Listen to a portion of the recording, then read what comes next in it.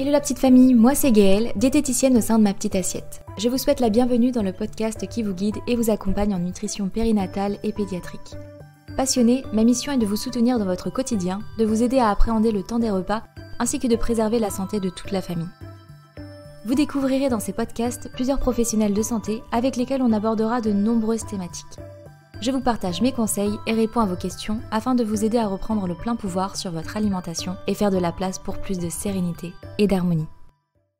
Bienvenue à tous nos auditeurs, je suis très heureuse de vous retrouver pour aborder le thème de l'allaitement et de la confusion Saint-Étienne.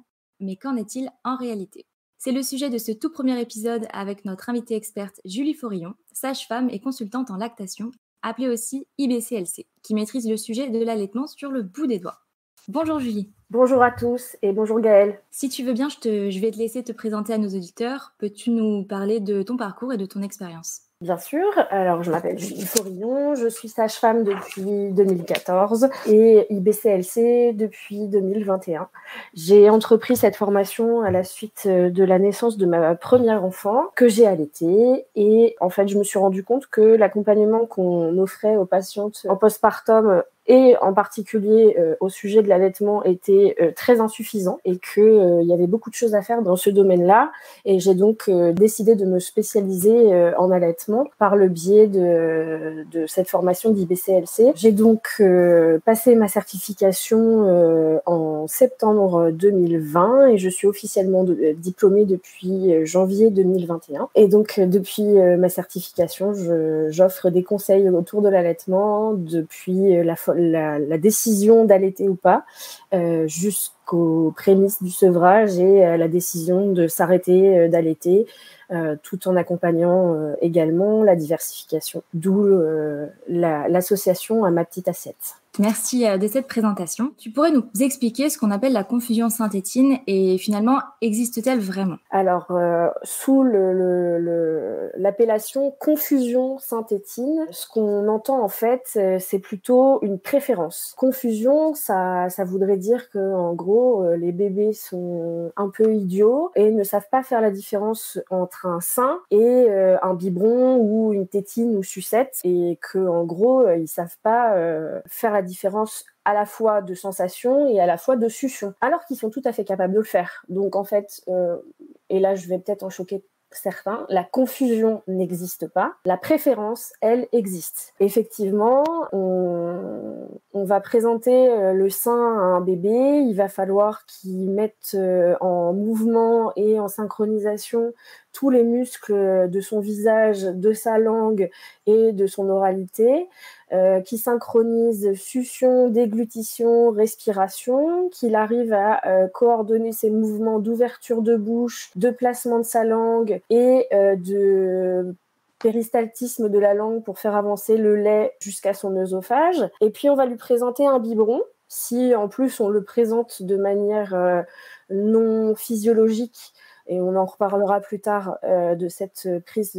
physiologique du biberon. On va lui présenter plutôt verticale, avec une tétine plus ou moins ouverte, et puis il va juste avoir soit à pincer la tétine, soit à ne rien faire du tout et attendre que ça coule tout seul depuis la tétine. Donc ça va être beaucoup plus facile, ça va aller beaucoup plus vite qu'au sein, ça va lui demander beaucoup moins d'efforts, et il n'est pas idiot, au contraire. Donc, il va préférer être à la tétine et au biberon plutôt que de devoir fournir des efforts pour téter et donc être au sein. Le risque de cette préférence, c'est qu'une fois qu'on va vouloir remettre le bébé au sein, il va refuser. Ou alors, il va téter au sein comme il tète au biberon. Et donc, mal téter, ne pas avoir sa quantité de lait, s'énerver sur le sein, faire mal à la maman, et puis avec tout ce que ça peut entraîner comme conséquence au niveau prise de poids et développement de l'enfant, si on laisse ce problème s'installer.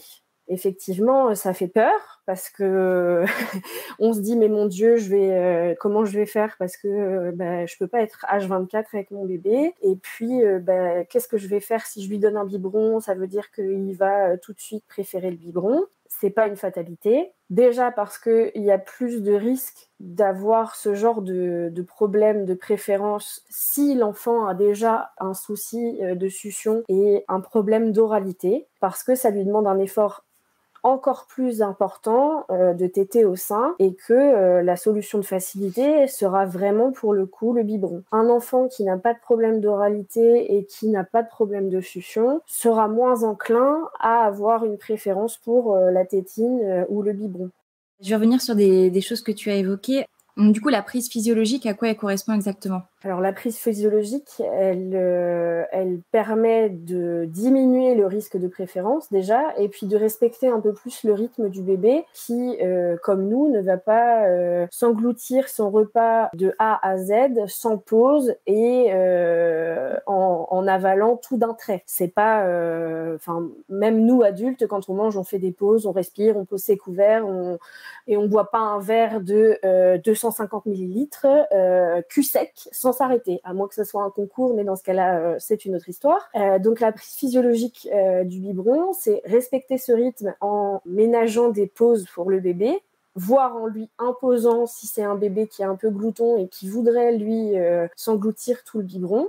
Ça permet aussi de respecter les sensations de satiété dans le sens où si on fait un repas sur plus longtemps, l'estomac va avoir le temps d'envoyer le signal qu'il est plein et que le repas peut s'arrêter. Ça évite d'avoir une hyperphagie et des troubles de l'alimentation par la suite qui peuvent apparaître. Et puis, ça va être aussi de présenter le biberon de manière plus horizontale avec une tétine qui sera en fait pas trop ouverte. Et donc là, il y a des tétines avec des vitesses, il y a des tétines selon les âges, etc.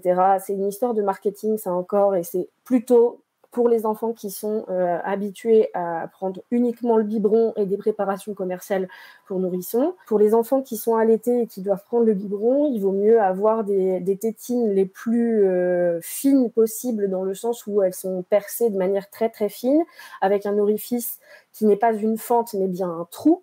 Et donc en général, c'est plutôt des tétines qu'on réserve aux nouveau-nés avec un débit très très lent pour imiter en fait la vitesse de la prise de lait au sein, pour éviter que ça coule trop vite, encore une fois, et d'engendrer une préférence. Donc cette prise de biberon, elle se fait de manière ressemblante au sein, donc avec un biberon qui est à l'horizontale. On fait des pauses, une tétine avec un tout petit débit et l'enfant plutôt assis ou en tout cas plus verticalisé que complètement allongé, pour ne pas être un peu comme un canard qu'on gaverait. Très bien. Et donc, tu parlais des soucis de succion ou des problèmes d'oralité que l'on peut retrouver lorsqu'il y a justement des préférences vers le biberon ou la tétine. Et dans ces cas-là, lorsque ça arrive et que ça perturbe l'allaitement, est-ce qu'on peut y remédier? Est-ce qu'on peut aller voir quelqu'un pour accompagner les mamans face à cette problématique-là ou pas? Bien sûr, et heureusement, il n'y a rien qui est gravé dans le marbre, et c'est pas parce qu'un bébé a à un moment donné une préférence pour la tétine ou a des troubles de l'oralité que c'est foutu complètement pour l'allaitement et que plus jamais on pourra donner le sein. C'est complètement faux, en fait. Il n'y a rien d'irrémédiable. Après, il y a des situations où ça va être plus ou moins compliqué, effectivement, et où ça va demander plus ou moins d'efforts. Mais il faut toujours se rappeler qu'il n'y a rien d'irrémédiable et qu'il faut surtout se faire accompagnés par des professionnels qui sont formés et qui connaissent ces problématiques-là. En général, c'est plutôt des équipes qui sont pluridisciplinaires.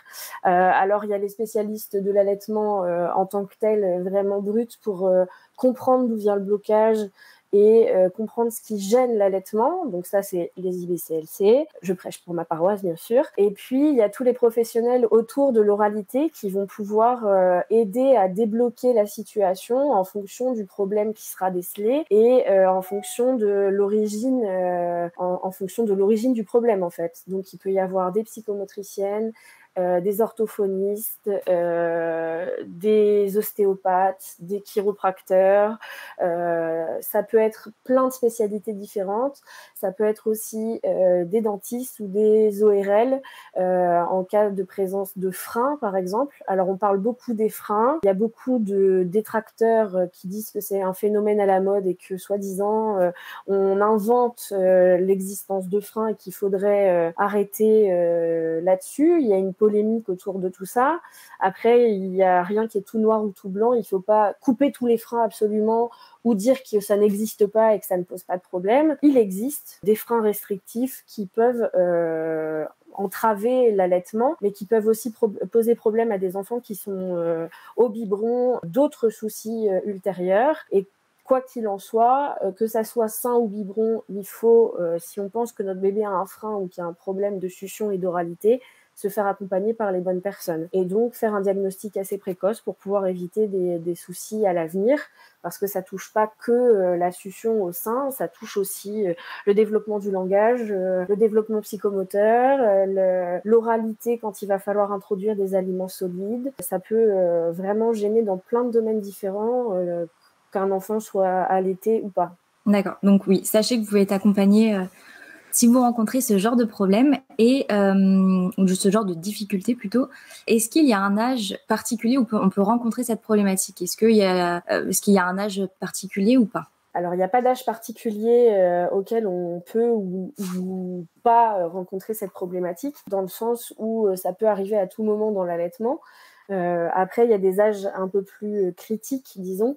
Contrairement à ce qu'on peut penser, la succion, il y a une partie d'inné et de réflexe, parce que il en va de la survie de l'espèce et que si un enfant ne sait pas téter, il ne peut pas se nourrir. Mais il y a aussi une partie d'apprentissage ou en tout cas d'adaptation de l'enfant à sa mère et vice-versa, étant donné que tous les enfants n'ont pas la même oralité, n'ont pas la même bouche, n'ont pas le même volume, n'ont pas la même langue, et que toutes les mères n'ont pas la même poitrine, les mêmes mamelons, la même lactation, la même éjection, et que en fait, il y a un moment quand même d'adaptation l'un à l'autre, effectivement, et d'apprentissage mutuel de l'allaitement. Et donc, pendant cette période-là, ça peut être plus compliqué pour l'enfant de gérer et l'adaptation au début de l'allaitement et cet apprentissage, et l'apprentissage supplémentaire de la tétine, et de ne pas préférer la tétine parce que ça demande clairement moins d'efforts. Donc, on déconseille quand même d'avoir le recours au biberon ou à la tétine dans les premières semaines. Après, c'est un conseil, ça n'est pas une injonction, et en fait, on fait un peu ce qu'on peut. On fait certes ce qu'on veut et selon ses convictions et ses principes et ce à quoi on est réceptif comme conseil, mais on fait aussi ce qu'on peut quand on est parent et qu'on a un enfant qui a un besoin de succion très important et un besoin de succion non nutritive, parce qu'il y a la succion nutritive qui permet de se nourrir et qui permet de téter au sein, et puis il y a la succion non nutritive qui, elle, apporte du réconfort et de la réassurance à un enfant qui vient de sortir de son utérus où il était pendant 9 mois et il se retrouve dans le grand monde extérieur un peu perdu. Cette succion non nutritive, elle peut être assurée pour certains enfants juste au sein en ne déclenchant pas l'éjection du lait, et juste quelques suctions au sein, ça va leur suffire. D'autres vont avoir un peu plus besoin que ça, et on va pouvoir gérer avec un petit doigt ou autre chose qui ne soit pas un biberon ou une tétine. Et puis, il y en a qui vont avoir un besoin de succion et de réassurance tellement important qu'il faudrait qu'il soit au sein H24 ou avec un petit doigt dans la bouche H24. Et c'est clairement pas gérable pour les parents. Et il y a un moment donné où il faut être aussi un peu clément et indulgent envers soi-même et envers son bébé, et dire ok, il a besoin de succion, je mets quand même une tétine, même si c'est pas recommandé de donner une tétine à un enfant qui est allaité dans les premières semaines.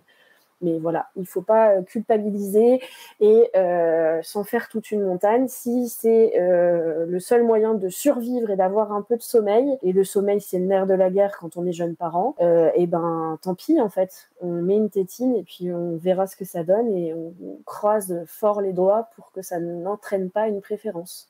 Donc ça veut dire aussi qu'il est possible de poursuivre son allaitement et d'alterner avec le biberon, par exemple ? Alors tout à fait, et heureusement, parce que pour toutes les femmes qui veulent pouvoir avoir une vie en dehors de leur parentalité, et que ça soit pour s'absenter quelques heures pour sortir, ou que ça soit pour reprendre le travail, ou tout simplement pour faire garder son enfant, il faut bien à un moment donné que l'enfant puisse prendre autre chose que le sein. Et si c'est ce qu'on veut faire, on peut continuer à donner son lait et continuer son allaitement quand on est avec son bébé, tout en se ménageant des heures où on n'est pas présente. Et donc, il faut bien que l'enfant se nourrisse pendant ce temps-là. Et dans ces cas-là, il y a à la fois le dispositif biberon tétine qui peut être utilisé, mais il y a aussi d'autres contenants qui peuvent être utilisés et qui sont moins à risque que le biberon pour une préférence. D'accord. Bah écoute, merci Julie pour toutes ces réponses. On a demandé à notre communauté s'ils avaient des questions à ce sujet sur notre compte Instagram. La première personne nous a demandé que faire en cas de gros besoins de succion. La tétine est-elle réellement la solution? Et que faire dans ces cas-là? Doit-on utiliser le bout du doigt? Donc tu as un peu répondu à ça. Est-ce qu'on peut faire un petit point là-dessus? Alors effectivement, quand on a un gros besoin de succion, ça ne veut pas dire qu'il y a un problème d'oralité ou quoi que ce soit, ou qu'il y a un problème avec bébé. Il y a des enfants qui ont plus ou moins besoin de réassurance, on l'a vu tout à l'heure. Le bout du doigt, si vous y arrivez et que ça suffit et que c'est compatible avec votre sommeil à vous et que ça ne nécessite pas d'être H24 avec le doigt dans la bouche de votre bébé, pourquoi pas. Si y a besoin de plus de succion, ou que vous, le bout du doigt, ça ne vous convient pas, il y a aussi possibilité d'utiliser une tétine. Alors après, il faut, encore une fois, l'utiliser avec parcimonie et intelligence, dans le sens où la tétine ne doit pas remplacer une tétée et dans ce cas-là, mettre en danger clairement l'allaitement. Elle doit être utilisée quand on sait que le besoin de succion, c'est une succion non nutritive, et que c'est pas pour décaler une tétée ou décaler une alimentation, en tout cas, mais que ça soit au biberon ou au sein. Et même pour les enfants non allaités qui n'ont que le biberon, si votre enfant a une tétine, c'est pas un moyen de décaler un biberon ou de respecter des horaires. Si c'est pour décaler une alimentation, c'est pas la bonne solution. Et est-ce qu'il existe différentes tétines, justement? Alors, il existe pléthore de formes de tétines, de compositions, de formes de socle. Enfin, j'appelle ça le socle, mais donc la partie qui rentre dans la bouche et la partie qui est à l'extérieur de la bouche.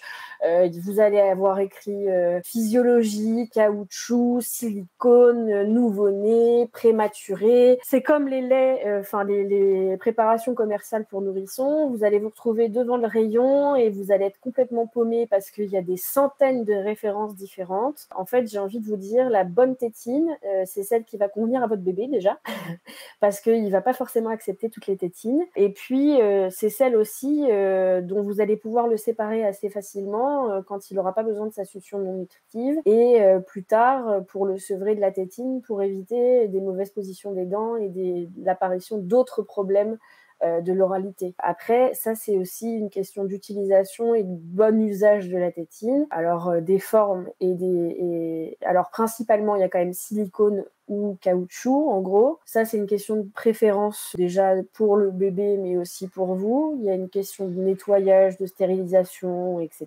Et puis, il y a des convictions personnelles aussi de pas utiliser de matière plastique, par exemple. Il y a le fait que ça soit en forme cerise ou plutôt aplati. Alors, ce qu'on appelle la forme physiologique, c'est avec il y a un sens à la tétine, dans le sens où on peut pas la mettre dessous. Il y a un bout plat plutôt vers la langue et un bout arrondi plutôt vers le palais. Il y a des tétines qui sont symétriques avec une embouchure là où se placent les dents et les gencives plutôt plates, puis une forme bombée vers le palais. Ça, c'est franchement, c'est pas ma spécialité, en tout cas, de conseiller sur la forme d'une tétine par rapport aux problèmes éventuels de malposition des dents, par exemple. C'est pas du tout mon rayon. Après, c'est celle que votre bébé va accepter. Voilà. Okay.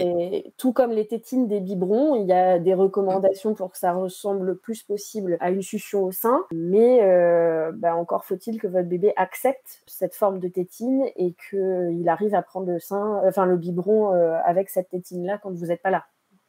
D'accord. On a une autre question. Existe-t-il des outils ou ustensiles de puériculture que l'on peut utiliser pour conserver au mieux son allaitement lorsque l'on reprend le travail, par exemple? Alors, effectivement, on en parlait tout à l'heure, il y a à la fois le dispositif donc biberon plus tétine, mais il y a aussi d'autres contenants qui permettent de limiter un peu le risque de préférence. Il y a qui est le plus ressemblant avec l'allaitement, ce qui demande le plus de travail à l'enfant au niveau oralité et donc de fournir un effort équivalent à celui d'une tétée, c'est par exemple tout ce qui est baby cup ou doily cup, comme un verre où l'enfant, on va lui présenter le verre, on l'incline légèrement et c'est lui qui va venir laper, en fait, comme un animal le ferait dans une gamelle d'eau. Il va venir laper et il va devoir fournir le même effort de sortir la langue et ramener le lait vers son œsophage. Et donc, il n'y a pas de succion d'une tétine à proprement parler et donc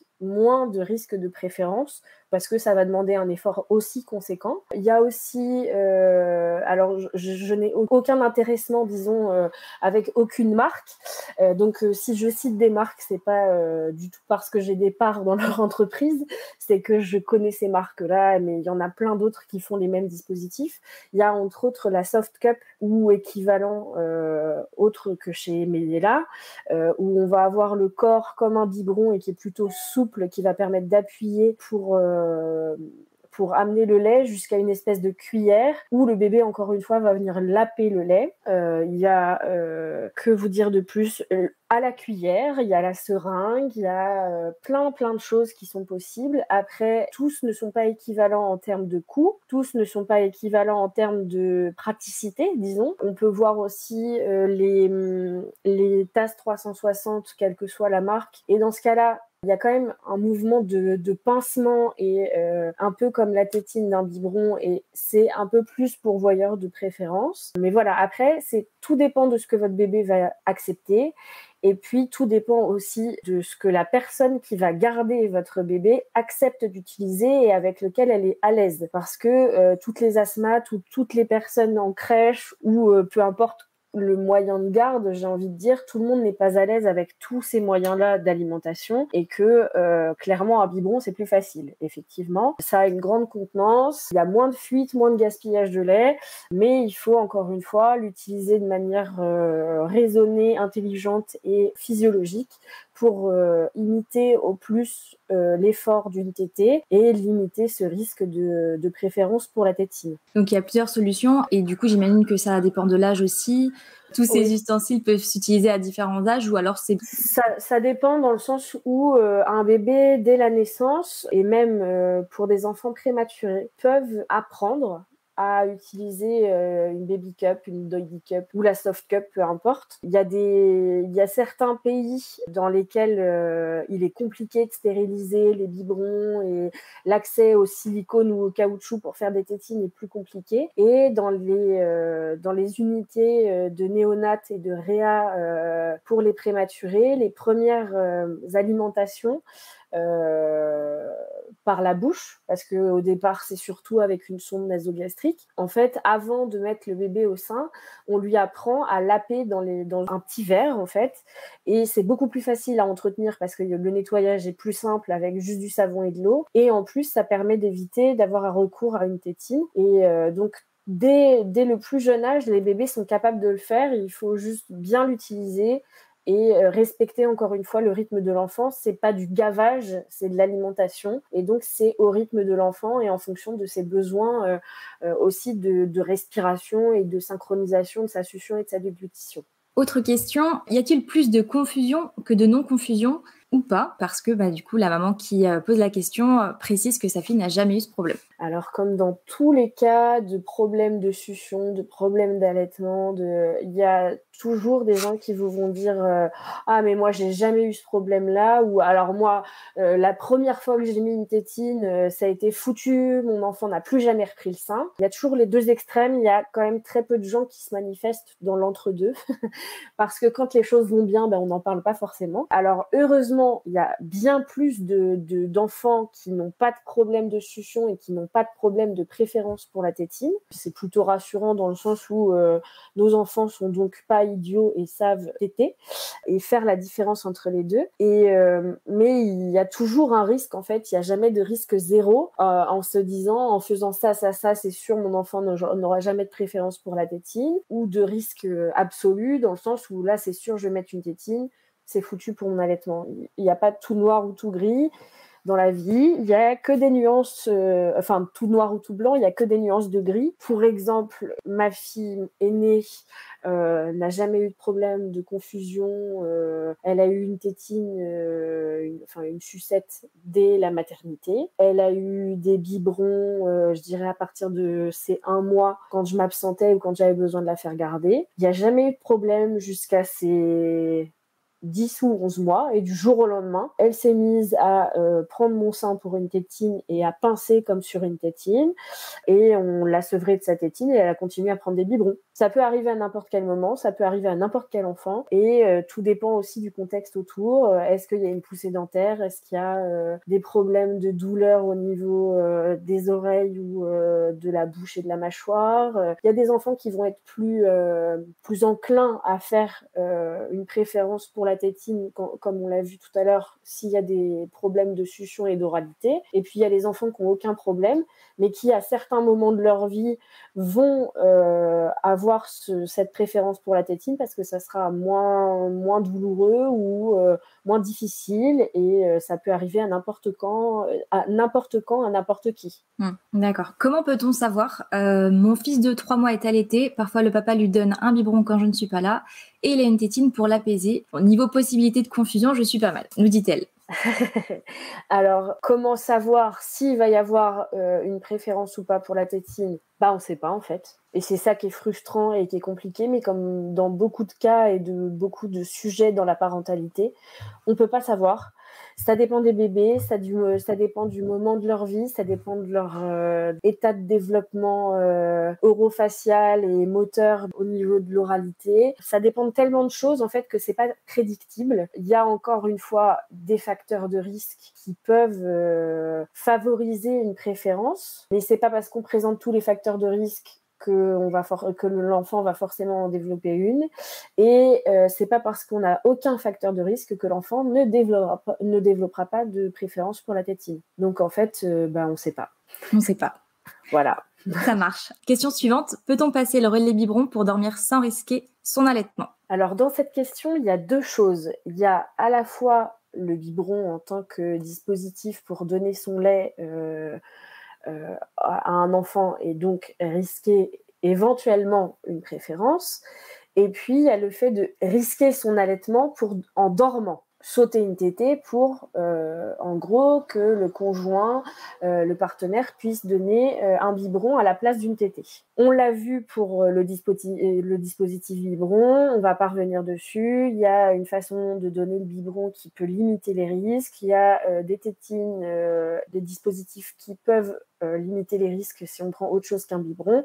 Ça, c'est réglé, on en a parlé. Le fait de dormir et de sauter une tétée, c'est là où c'est plus risqué, c'est pour la lactation, parce que en fait, en fonction de l'âge du bébé et en fonction du stade où on en est de son allaitement, si votre bébé il a l'habitude de téter encore 5 fois la nuit et que vous donnez pas le sein de la nuit, par exemple, pour pouvoir faire une nuit complète, il y a un moment où vos seins ils vont pas comprendre parce qu'ils sont habitués à produire du lait en quantité pour votre bébé et ils ont l'habitude d'être vidés à tel ou tel intervalle. Là, si vous les videz pas, le risque c'est que vous ayez mal, que vous ayez des fuites et que vous inondiez votre lit, que vous ayez des complications pouvant aller jusqu'à un abcès du sein. Et dernier niveau de complication, c'est que votre lactation baisse parce qu'en fait votre corps il est partisan du moindre effort et que donc il se dit moi j'ai plus de tétée, on ne vide plus les seins,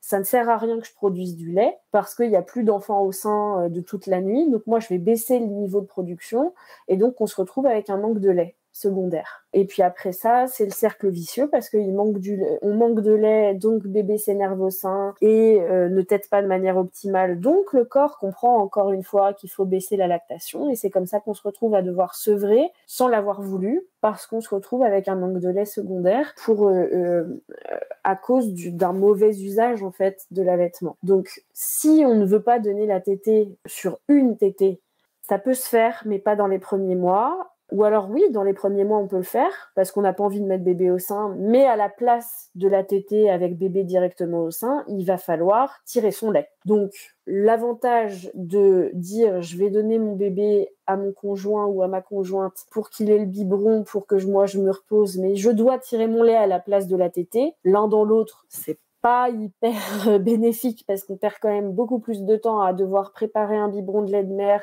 avoir déjà tiré son lait en amont pour qu'il y ait du lait et puis devoir tirer son lait en même temps que son bébé tète plutôt que de le mettre au sein et puis c'est réglé.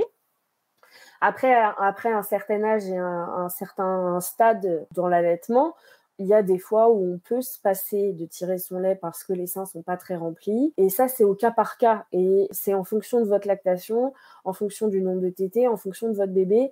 Et j'ai envie de dire ça, soit vous allez y aller à tâtons, soit vous pouvez aussi faire le point avec une IBCLC et voir quelle tétée pourrait éventuellement sauter pour se reposer un peu plus longtemps. D'accord. Écoute, merci Julie. C'était la dernière question. Est-ce que tu souhaites nous dire autre chose ? Alors, encore une fois, je vais prêcher pour ma paroisse. Quel que soit le stade de votre allaitement, quel que soit l'âge de votre bébé, quelles que soient les questions que vous vous posez, je pense que le mieux à faire, c'est de consulter quelqu'un qui est formé et dont c'est la spécialité. À tout moment de l'allaitement, on peut avoir besoin d'une IBCLC. À tout moment de l'allaitement, il peut y avoir des questions qui se développent, que ça soit au moment de la diversification, au moment du début de la garde de l'enfant, au moment de la reprise du travail, et puis aussi au moment où on va vouloir peut-être sevrer la nuit ou faire un mixte ou sevrer tout court pour des raisons personnelles ou parce que on arrive à un âge où on estime qu'on n'a plus envie de donner le sein. Pour toutes ces questions-là, il ne faut pas hésiter à se faire accompagner parce qu'il y a des gens dont c'est la spécialité.